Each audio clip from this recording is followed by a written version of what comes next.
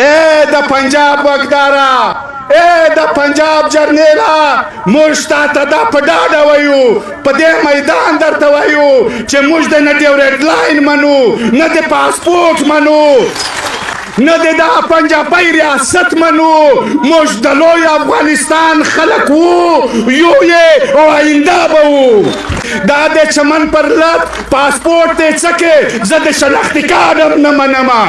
پي ټي ایم ملګریو، تېر چې څومره ژوند کړی دی د افغانیت په نام یې کړی دی، شهیدان یې د افغانیت په نامه یې ورکړي دي، ګولۍ یې د افغانیت په نامه په سینه باندې خوړلي دي.